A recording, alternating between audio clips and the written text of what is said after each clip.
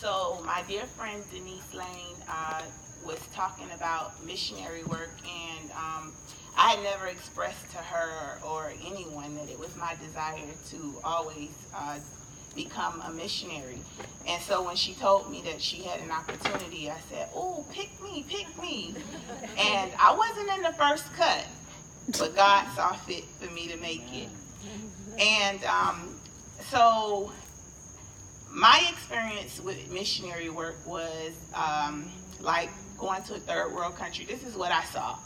And fanning flies and sweating and, maybe making, bean soup and serving. And, that's what I was prepared for. So 3 days prior, I found out, things were going to be a little different.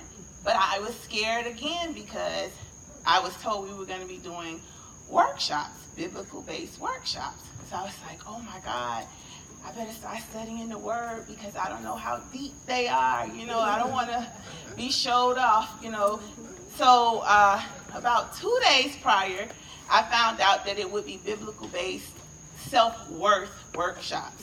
And I was like, high five, Lord, I can do this. So I got really, really, really excited, and I started, going deep on, how can I, show or try to have an experience with them on self-worth. And the first thing that came to mind was Burger King. Not because I was hungry, but but because maybe a month prior, I started going on this campaign of just telling everybody that they were queens. Every sister that I ran into, I addressed them as queen. I love you, queen. Have a great day, queen. And I saw how it uplifted and encouraged people just to put that mantle on their life, just to declare it and to put it out in the atmosphere.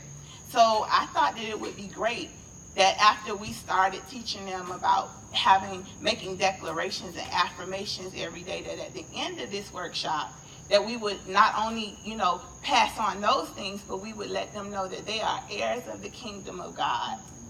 And that all things are possible because they are a king's kid. So we crowned each student with a Burger King queen crown. And they were so excited about getting the crowns. And in my experience, I thought that I was going to go and empty my cup. But I came back full. I came back with a different perspective of life, and I realized that it doesn't take being a millionaire to be a philanthropist. It just takes a yes. And an opportunity is something that will open a whole new world for people. And sometimes just opening your heart and being transparent and sharing your experiences, whether they're good, bad, or in between, and being real with people opens them to hear you and to see God through you. And I had a phenomenal experience past anything I could ever think or imagine. God showed up and he showed out. It was not about me. It wasn't about my sisters. It wasn't about Asa. I think all of us was in awe with what God did through us. And all it takes is a little bit along the way. My grandma would say, a little along is better than a short plenty. So what I'm saying tonight is, I don't have much. I know all of us here may be on different levels in life. I don't have much, but I have a heart and compassion for the people. I fell in love with your program, Mr. Al. I fell in love with you and your wife even before meeting you, because I saw your heart through your program. And I'm encouraged to join forces with you right where I'm at. And so what I did was got really excited. And I'm like, yes, I get an opportunity to go back. That's it. I'm going to become a hope dealer. Not a drug dealer, but a hope dealer.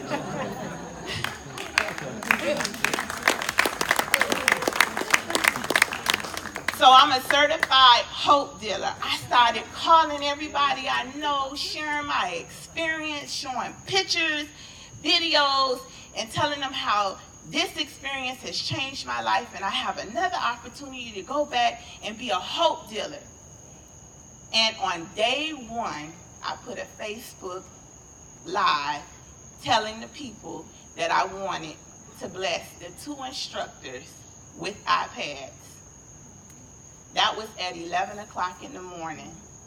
I then went inside, I'm working elections, and I wrote a nice post that I sent out to just some individuals because I didn't have a lot of time. And God changed, a shift came really quick. And I started thinking big. And I really gave God the desires of my heart. See, sometimes we limit a limitless God by not asking what we really want. So I put in my text what I really wanted, and that was that every student can have an iPad, well, a fire pad. By 10 o'clock that night, I got a phone call saying, we'll sponsor you, the teachers, an iPad, and the students. So I'm here to tell you that my bag is not finished, but each child will have a fire pad by Amazon. My aunt and her friend alone, one text, gave each female student 7 items in a pink bag. I have other promises of other products, and I'm telling you, Portland has got a new hope dealer. And I hope that each and every one of you will join forces in this mission of love and spread hope, the seed of hope, and sponsor a table, sponsor products, toiletries. I remember seeing Michael dance to the table. That's one of the students who is looked upon probably as like one of the tough boys. He came up to the table dancing, and he smelled a bar of Irish Spring soap and looked back at his friend and was like, yo, when you get up here, you might want to get one of these. Things we take for granted. Bless them. So I'm asking you, wherever you are, how small, how big, join forces with, they call me Queen. Join forces with Queen, and let's make Portland know that we got some good hope dealers out here. Come on. I love you.